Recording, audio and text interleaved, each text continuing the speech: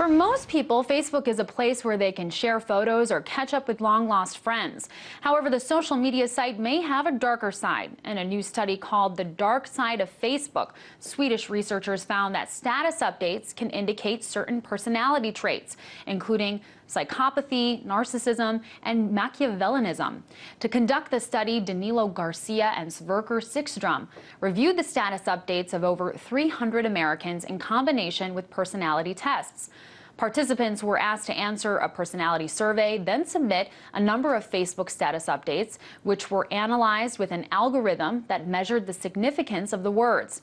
In their abstract, researchers noted that the status updates of the people whose traits were identified as psychopathic or narcissistic had more odd or negative status updates, with them often making reference to pornography, prostitution, butchers, and decapitation. I was joined earlier by Sverker Sikstrom, a professor in cognitive psychology at Lund University in Sweden, who was one of the researchers of the study. He first filled us in on the meaning of the word psychopathy.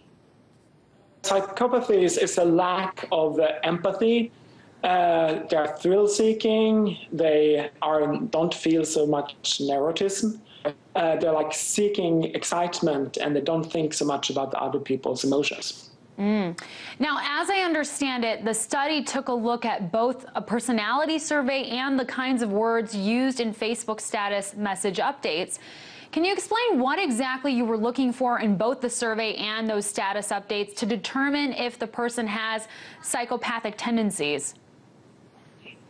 Yeah, so we looked at people's status updates on Facebook. In order to participate, they had to do at least 15 updates. And then they also did a number of personality tests, 5.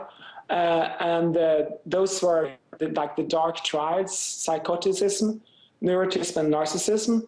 And also we looked at extroversion and neuroticism. And then we were interested in whether we can look at the status updates and to determine whether what type of personality they had. So we used this statistical method looking at the meaning of the status updates to predict the personality traits. And what we found was that the personality traits that was best predicted was psychotism.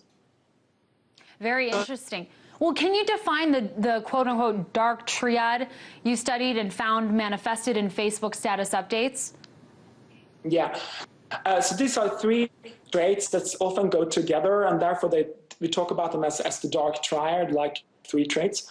And that's psychotism, as I defined earlier. And they also have a narcissism. Narcissism is like self-glorifying. I'm the best guy in the world, basically. And Machiavellianism is like this cold, manipulative traits trying to control other people. And one of them, you mentioned them, narcissism. I'm interested to know, what kinds of things did you look at in order to determine that? So this is like a completely computational method. So we look at statistical relationship between what the meaning of words and these personality traits. So we didn't make any judgment ourselves. It was this algorithm that produced these results. And what we found is that some aspects are more important than other things. Like if you have high on psychotism, then you tend to have very odd status updates, like strange, like weird, what's happening here, kind of. And there also tends to be rather like negative, like using swear words, like the what's going on kind of statements. Okay, and how about, for example, Machiavellian? Can you talk a little bit about how that one was examined particularly? Yeah, so that would be like taking control of other people. Like we don't really have to have these expensive board meetings. I can rather like take these decisions myself. It's kind of like you want to take control over other people and like gain power, and you are not so emotional about how they think and feel. Very interesting. Now, considering the participants of the study actually knew that they were being evaluated, how were you able to make sure that their responses were natural and not tainted in any way?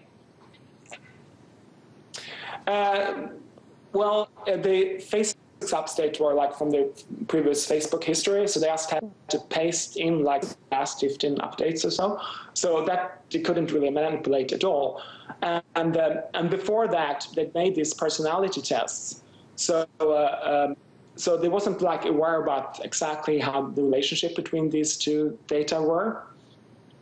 And some people looking at the results of this study are going to say that the researchers looked a little too deeply into the status updates, that you can't diagnose a person based on their digital profile. What do you make of that argument? Well, I think that's basically the interesting finding in this data, that we actually can do that. It's statistically significant results, and we basically looked at trained our model on some of the data, and then checked it on the other data, and we found that we actually could do this. And Sverker, what's the potential for this research going forward? What kind of implications could this have?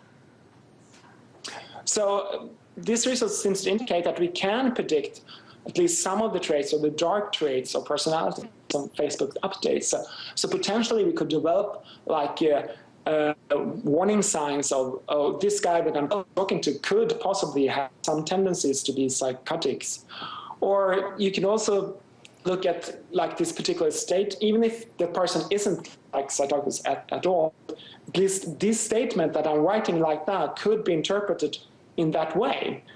And so this could be like helping us to easily get to know other people on the net, and also try to make yourself communicate who you really are by giving feedback to yourself on what you're writing. I'm sure a lot of people didn't know that there could be some kind of psychology basis in their Facebook status message updates. But tell me, why did your team choose Facebook specifically rather than, for example, another social networking site like Twitter? There wasn't any like really a clear argument. We just wanted to have good data, and this was very convenient for us. There are functions where you can like take all the status updates. So it was mainly a convenience sample. We would be very interested to do this on Twitter as well in the future. That was Sverker Sikström, a professor in cognitive psychology at Lund University in Sweden.